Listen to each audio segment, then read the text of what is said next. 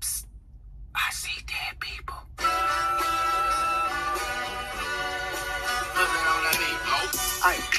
Mustard on the beat, ho, Debo, any rap nigga, he a free throw, man. Hey, what's up, Roxstars? It's Rox with a little bit of talk about what's at the top of the vlogs. So let's get to it. I say I'm gonna take some time off, y'all. All the cashiers, they was like, somebody stole her truck. It was like you could hear it all throughout the store. This Rox coming to you today with a review for Love and Marriage Detroit, Love and Marriage Huntsville, our book 4, Real Housewives of Atlanta. Let's get to it, shall we?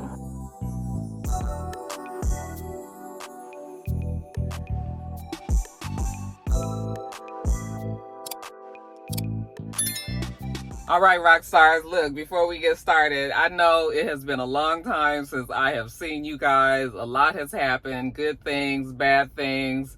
You guys, thank you for all the well wishes to Joe. You guys, last time I saw you guys, I told you we were going to Joe's graduation. So Joe graduated, got his master's in education and special education. He's a special ed teacher, 4th grade.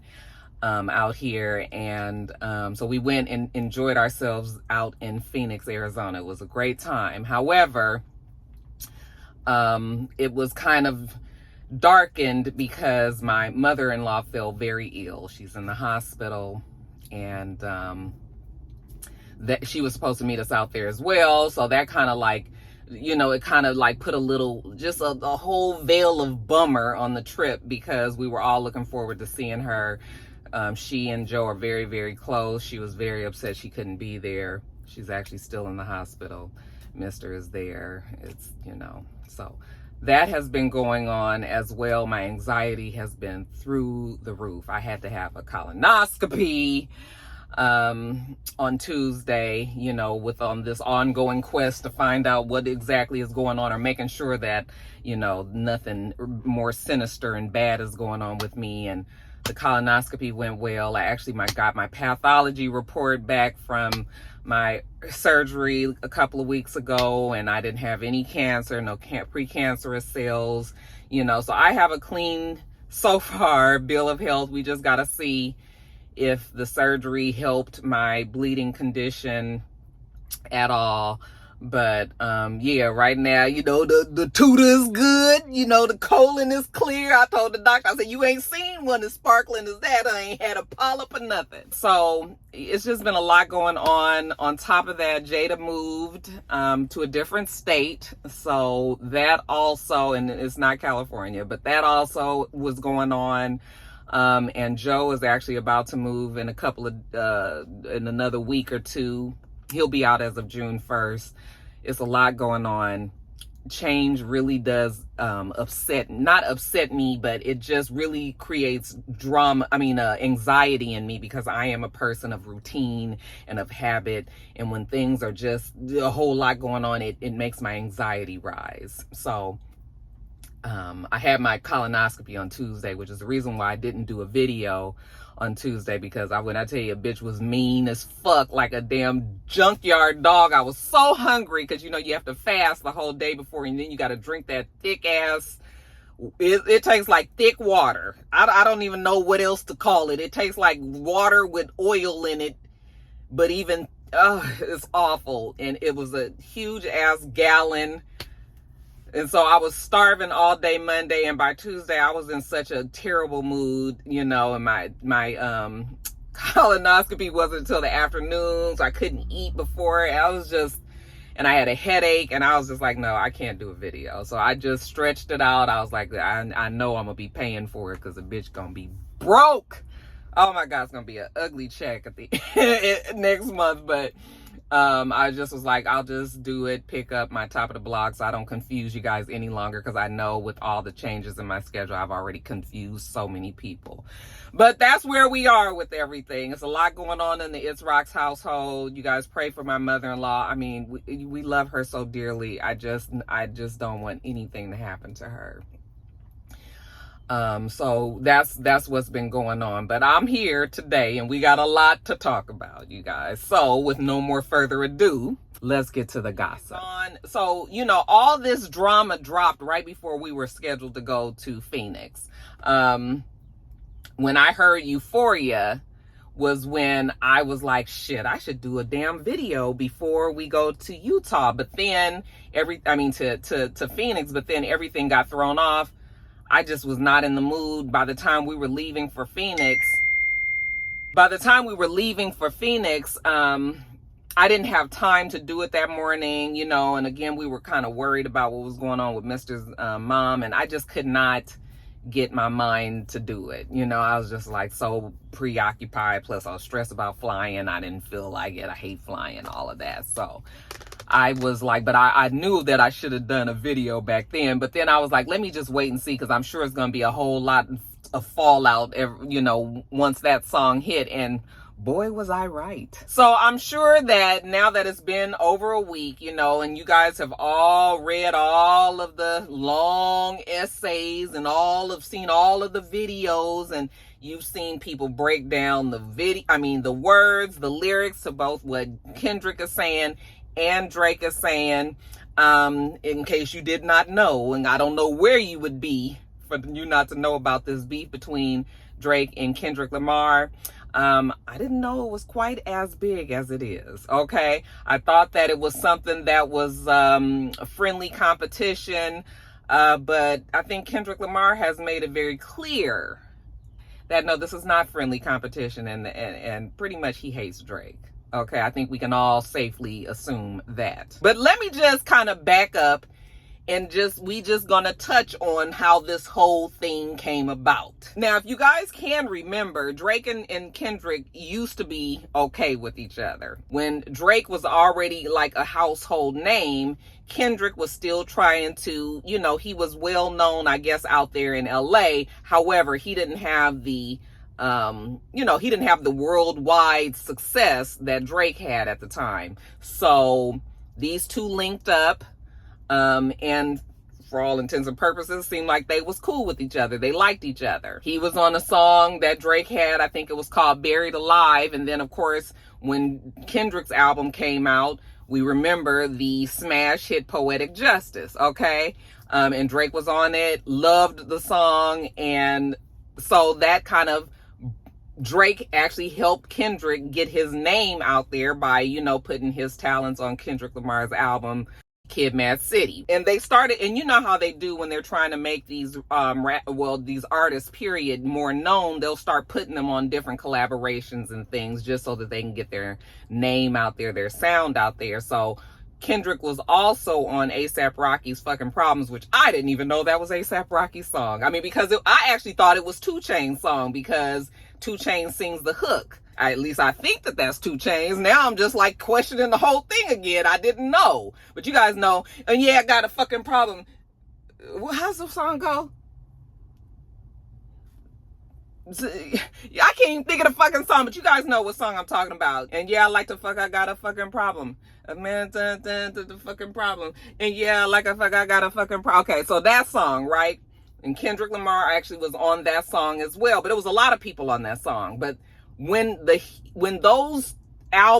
album, Kid Mad City, and Fucking Problems blew up, I mean, that was kind of when everybody took notice of Kendrick Lamar. I did not know who Kendrick Lamar was before then.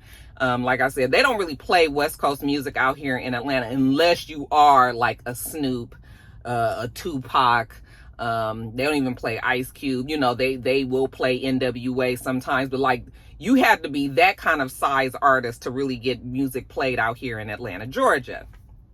But Kendrick, they was playing his music out here. Apparently, in 2013, so this started like in 2011, then 2012, I think Kendrick's album came out. In 2013, Big Sean had this song called Control.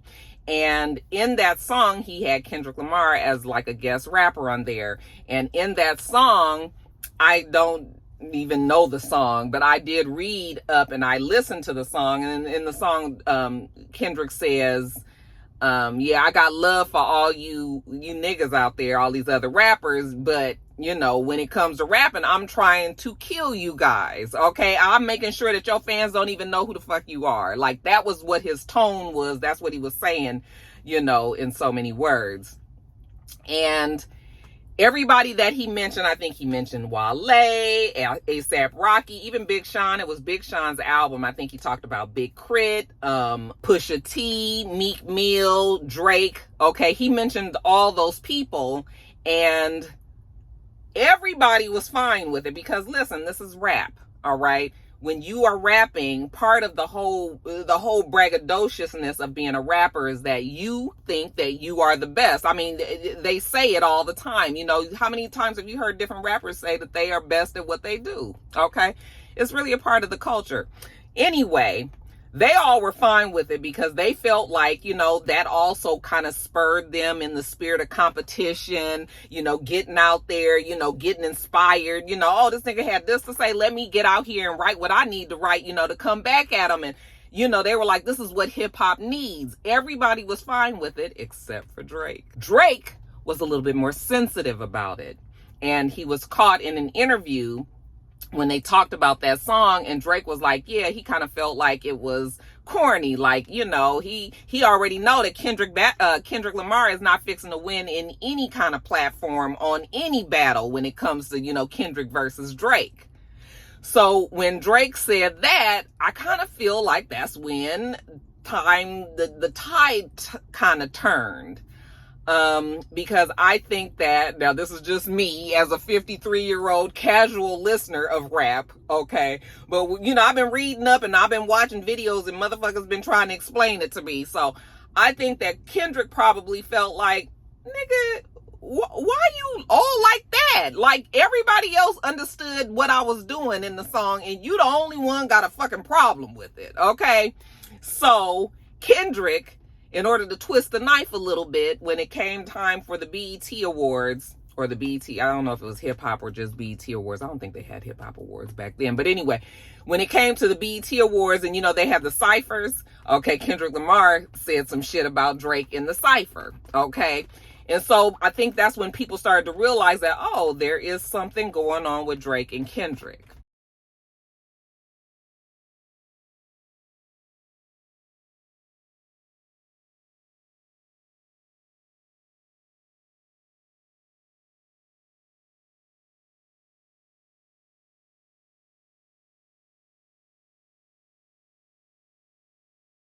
This video that I watched on YouTube, you know, the guy explains like everything, like pretty much every little song. I mean, it could just be one line. It could be one line that either Drake or Kendrick had, but, you know, you really would have had to have known about the beef and really just like be immersed in what both of them are saying to even pick up on some of these things. But apparently they have been dissing each other back and forth very slightly in their songs over the years, okay? But I guess it wasn't like out, you know, they wasn't really saying each other's name. They wasn't saying, you, like I said, you really would have known that there were a problem there.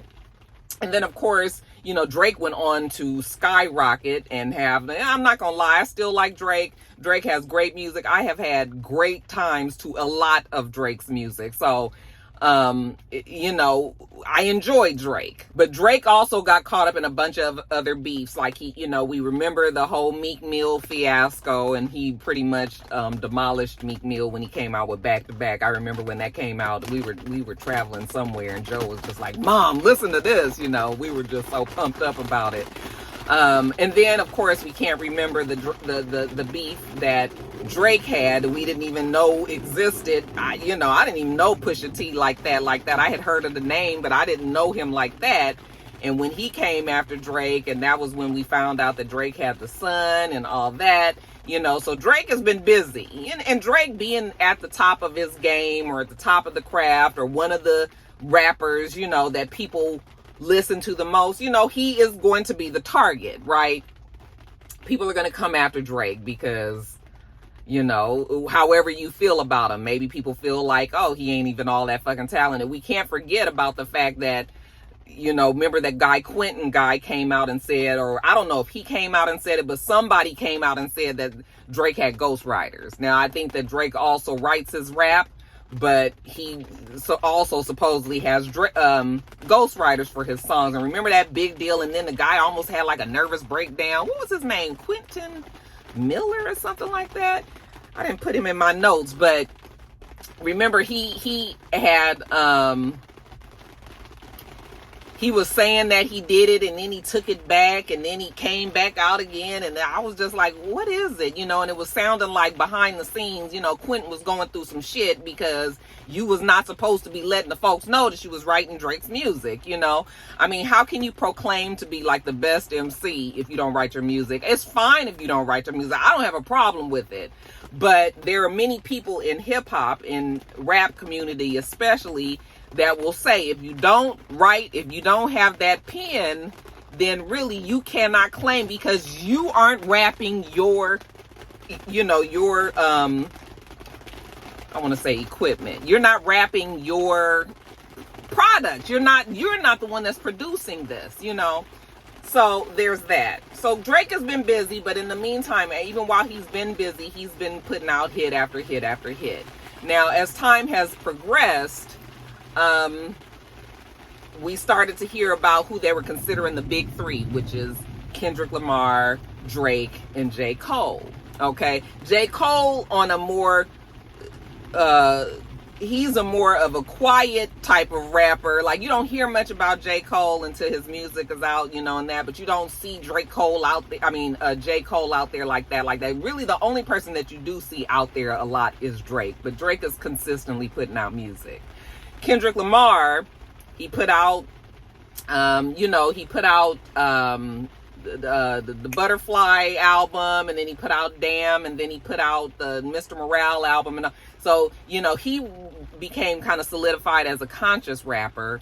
Drake was more of your party rapper, and you know, J. Cole was what J. Cole was. I don't even know what we would call J. Cole. I don't really listen to J. Cole. I'm not familiar with much of J. Cole's music. But now that these three have been kind of the three ones at the top that everybody says those are like the ones at the top, you know, I'm sure that Drake still wants to believe that he is at the very tippy top of that group. And I guess if he was going to go by sales and by, you know, awards and all that, yeah, I guess Drake would be that person.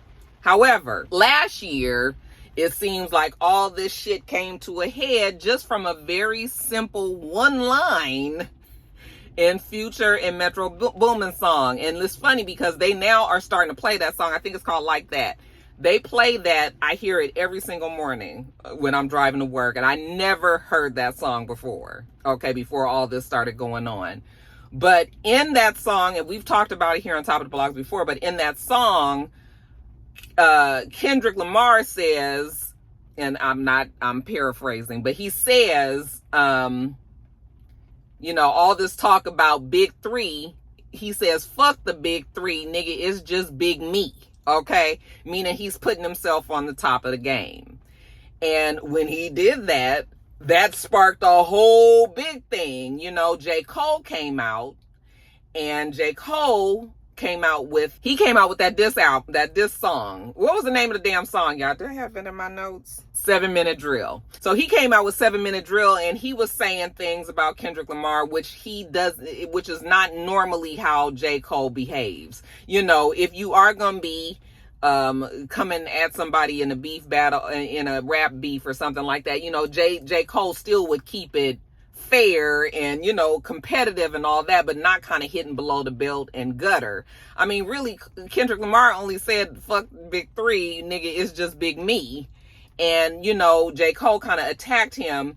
But then I think that J. Cole realized that, well, I think it's a couple of things. I think that J. Cole once realized that that's not really him. He let people get in his ear, maybe the pressure of social media, people, you know, saying shit, you know, and he kind of succumbed to it. But when he really thought about it and he wants to be true to himself, like, is this really how you operate? Like, are you going and fighting niggas and doing all this and saying all this? No.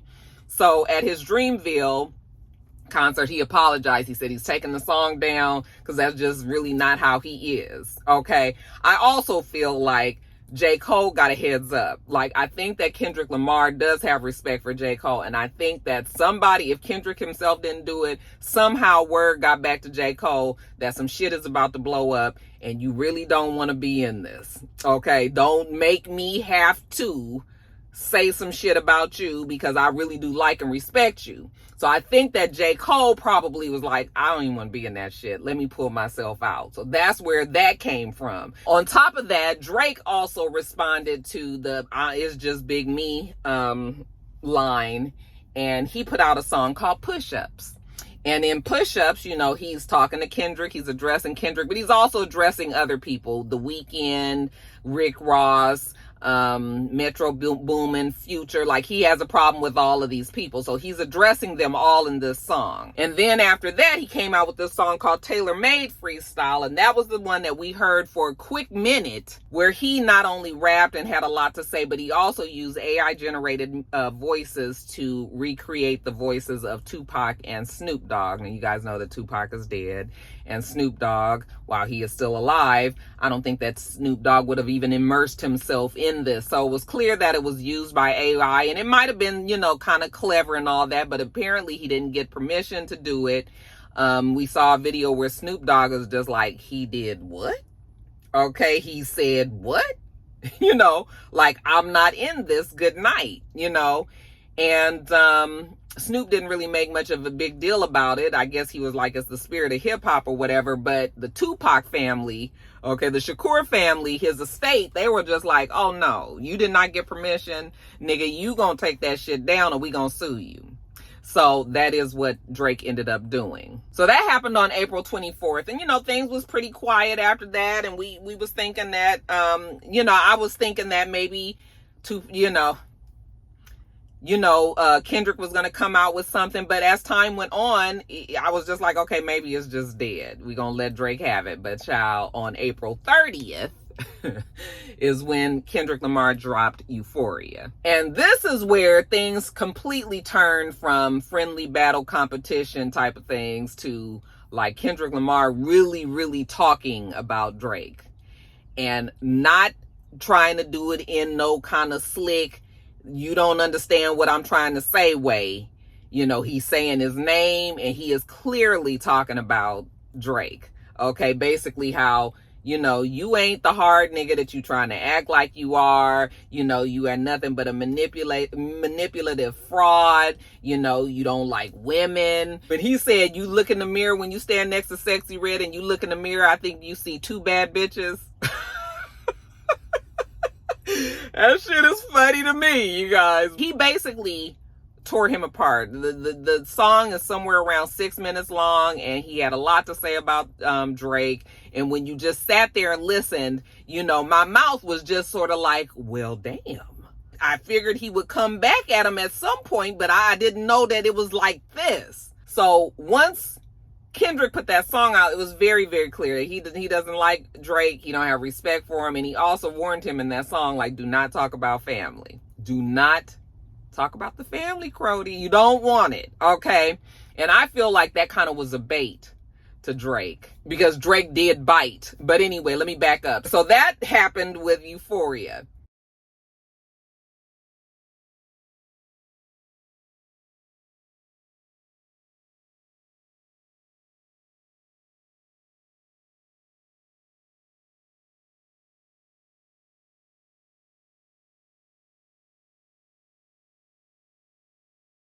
Then a few days later, like May 3rd or so, he came out with 616 in LA.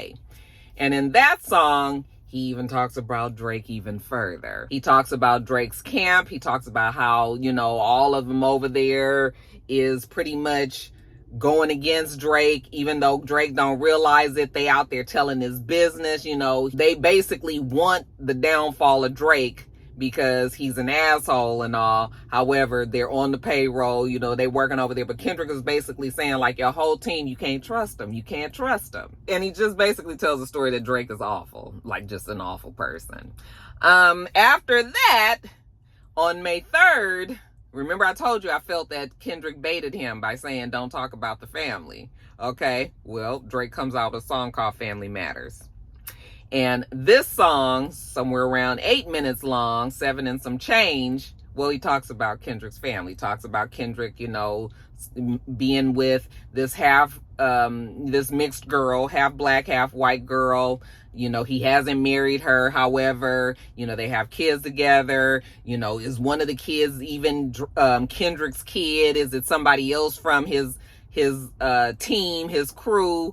And also dropped allegations that Kendrick, you know, abused the girl and that they don't even live together any longer. Supposedly he had moved to New York and all this. So now it's just sort of like they both are mudslinging. They're telling each other's business. Nothing has been substantiated. We don't know if any of this stuff is true. Okay. But, and there may be a ring of truth to all of what both of them are saying. You know, people is human and shit be happening. But what I'm saying is, you know, so he came out and he said all this about them, you know, about the baby and all that. It might not be his and you beating the girl and blopty blue, you know, and also then tried to make it seem like, you know what, he's above it. He don't even want to have to, you know, fight with Kendrick no more. Like he's like, he can't even. I was like, this ain't the time to take the high road, Drake. I mean, because Kendrick is hitting below the belt. Like, is there even a belt? Is there even pants on? Okay, like Kendrick don't give a fuck. So then after that came out, I was just like, ooh, we talked about the family. Like, what is gonna happen here? Okay, that was May 3rd. On May 4th, Kendrick drops Meet the Grams. Now, in that song, Kendrick addresses the mother, the father, the son, and then Drake himself. All right. And, yeah, you just have to listen to the words. You guys know that I have respect for people who can put together a good story. I fancy myself as a non-published writer, but what I'm saying is, like, I love to see people who can cleverly, emote. They can definitely tell their story and get you like pulled in, and that's exactly what Meet the Grams did. The things that he said in that song, and so clever the way he put it all together. I mean, I thought it was an excellent song, even though he is saying some very damaging things about Drake.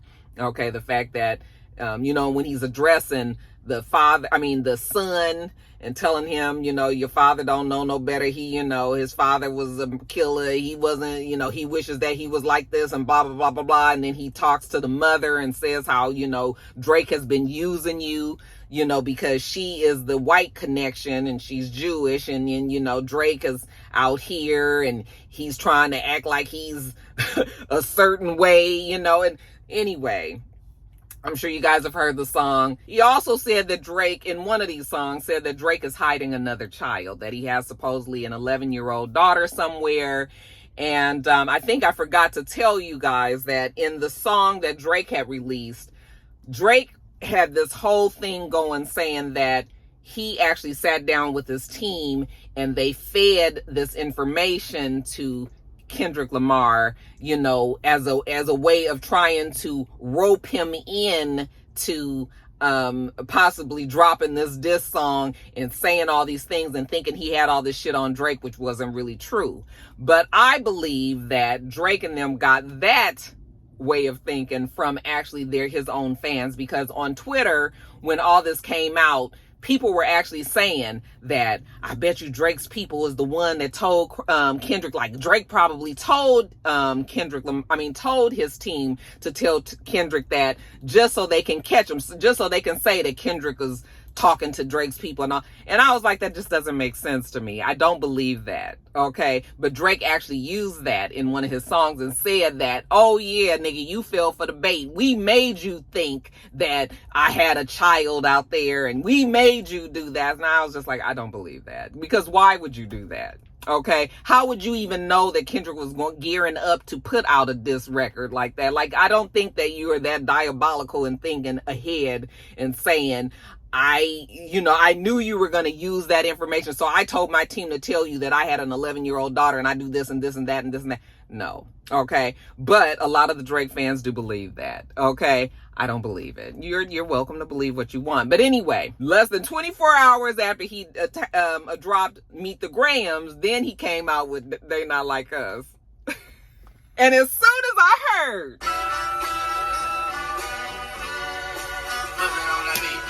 Hey.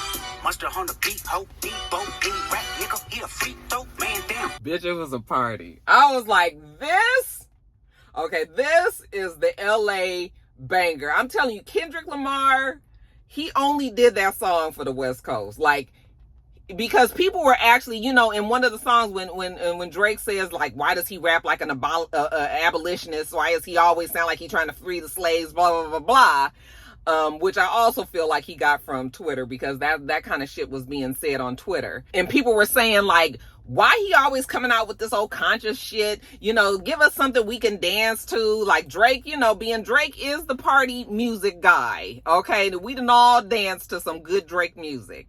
All right. But people were saying that Kendrick didn't have that in him because he had got so much of a tree hugger and so hotep-y, you know, that he had lost that part of himself. So I guess Kendrick was just like, let me get with DJ Mustard and let me give it to you guys like this. And baby, when I heard They Not Like Us, I was just like, I told my husband, I was just like, man, I know LA is going hard. Like, this is going to be the summer banger of the fucking year. They was already playing that song. As soon as that song dropped, I mean, I put on my Instagram in my stories that, you know, that dance where everybody be jumping up to the side like this? I was like, that is the dance. Like, it just reminded me of that whole hyphy E40, like, makes you want to dance, something about the beat. And I was just like, what? Bitch, West Coast, West Coast. Pop, pop, pop, pop, pop. I'ma do my stuff. Why you trolling like a bitch? Ain't you tired? Trying to strike a chord. And it's probably A minor. Hey, West Coast. I was just like, yes. I mean, I have heard that song so many fucking times because it is that song. And on top of that, not only is the beat good, but the words, the shit that he's saying in there. Okay, he just was like, I'm gonna just break it down for you guys because everybody still want to make it seem like, you know, Drake is all that. And in Kendrick Lamar's opinion, he's not. So he took it upon himself to break it down for you guys, and you guys is just excellent. Just mwah! I just was like, you did that. You did that. Bitch, and you Malibu most wanted. He no law boy, you ball boy, fish Gatorade or something. Since 2009, I had this bitch. Listen, I'm scared. I'm nervous that I'm putting that song in this video because, you know, YouTube, they will flag your ass in a minute. I'm still afraid that I'm gonna get flagged, but you guys know that Kendrick Lamar did release all the copyright so that content creators could use the song in their video. So thank you, K-Dot, for that. But that shit is the jam. The words in there, you guys, when he was just like trying to strike a chord, and it's probably A minor. I was like, bitch, what? And by the end, when it was like, He a fan, he a fan, he a fan. He a fan, he a fan, he a fan. Freaky ass nigga, he a 69. Hey, nigga. Y'all, I'm telling you. I mean, just, I love it. Love everything about the song. My favorite fucking song of 2024. It is going to definitely go down in history along with all of the other great rap beef songs. We've got No Vaseline. We've got Hit 'Em Up. You know, we know of plenty of rap beefs that have gone on since the beginning of rap. This is nothing new. You know, side note, the fact that Questlove and Boosie, badass of all people, have come out and said, you know, that, you know, nobody's won and all this. Listen, I get it. I get it. You know, we get older. We realize that it's not always good to be fighting and doing all that. However, like, it's just so ironic that as rappers that was fully immersed in that kind of culture years ago, you know, now you come out and you're talking down about, you know, like, don't be that old person. I was like, I hope that's not how I sounded when I was talking about, like, you can appreciate a rap beef when it's part of, you know, don't be that old person that's just like, oh no, you know, you don't need to be doing this, you know, and blah, blah, blah, blah, blah. When you were once part of it too, maybe you just sit it out. Let the kids fight it out, you know, as long as everybody is okay, you know, just maybe just stay out of it. When I read that, I just rolled my eyes. I was like, clearly there's a winner. You know, I just was like, my whole thing is like, I don't really have much of a problem with rap beefs per se. But, you know, we do know that we live in a time where sometimes that shit can get off of wax and onto the street. And that's what we don't want. However, it hasn't gotten there. And I don't think that it will between K. Dot and Drake, you know. So let's just enjoy this. And maybe it is me being ironic, or maybe it's me going back on what I say. But I'm telling you, I loved this whole beef. Like, it has not made me not want to listen to Drake anymore.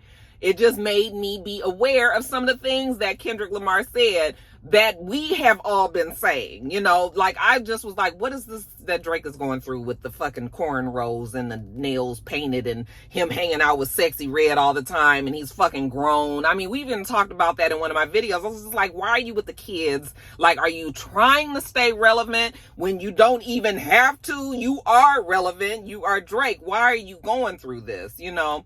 So some of the things, but I enjoy it, you guys. I have just loved it. I have loved it immensely. After that song came out, then on May 5th, Cinco de Mayo, Drake came out with The Heart Part 6. And in that song is when, you know, Drake is denying the claims. He don't have a kid. He don't do this. He don't do that, blah, blah, blah, blah. And then he's just kind of talking. I guess this is his grown man approach, you know, just kind of trying to talk to Kendrick, you know, saying like, I don't even want to fight with you no more. I don't want to do this. You know, I'm glad I was able to motivate you and get you out there, you know, get your pen to paper. And you know how people can be when they just trying to be above it all.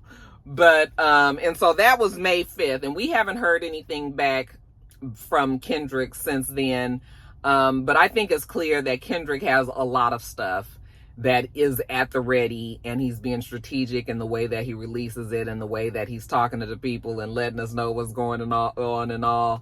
But yeah, I've enjoyed it. I've enjoyed it. You know, I'm not going to lie. You know, it's just been good to see what these two have to say. Now, nothing has been substantiated. Like I said, nobody has confirmed anything on what either one of them are saying. So as of right now, it's just a whole bunch of bullshit that these two men are talking about each other. Okay. But like I said, there's probably hints of truth to a lot of the things that they're saying. I know that Kendrick Lamar has himself admitted that he hasn't been the best partner, that he had sex problems. He was fucking a lot of people. He told us that, okay, when that Mr. Morale album came out around that time, you know, he was saying how, and he's always discussed how he was afraid that you know, once if he did indeed become like a huge artist, that he was afraid that he would lose himself in that and become like this person that he didn't like or recognize, you know. So Kendrick has always been tapped into like the whole fame of Hollywood as opposed to just being a rapper that everybody loves, you know, but he knows that it came with all this other shit too. And I think that maybe that's what he doesn't like about Drake, that he feels that Drake has let that whole fame and everything change him, or if he's ever been the real person that he's ever claimed to be.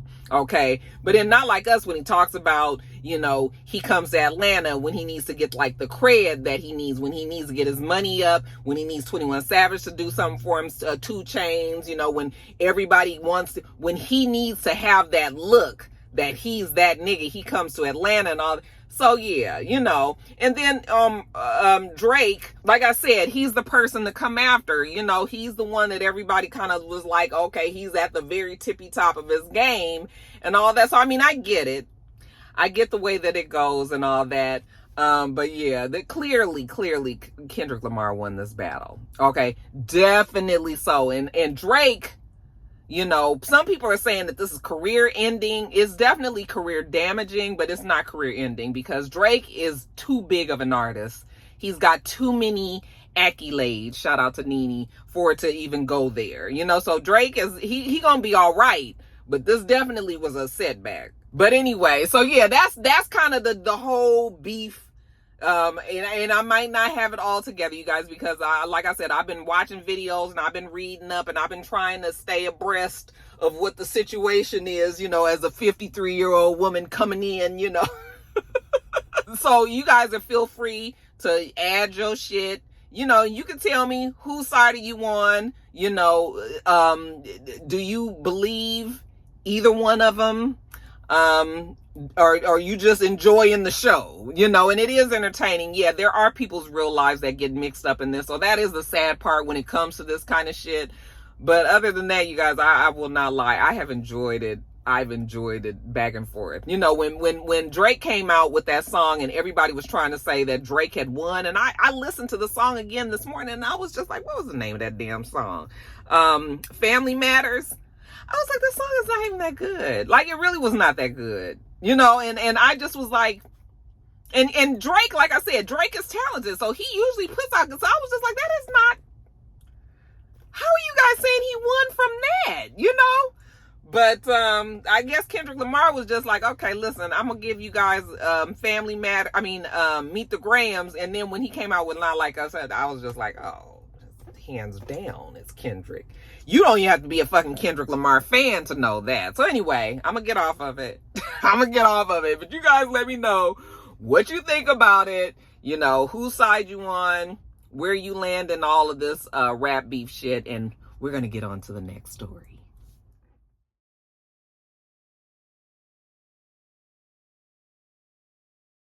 Actually, we just gonna end it right here, you guys, because I still got a whole bunch of other stuff, but we gonna put it in the next video. So you guys, we do this every single week. So make sure that you thumbs up the video, comment, and subscribe, and make sure you come back.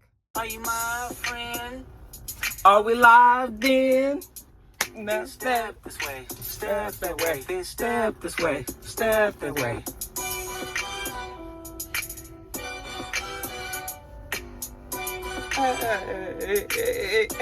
Hey. Until next time, rock stars. Bye.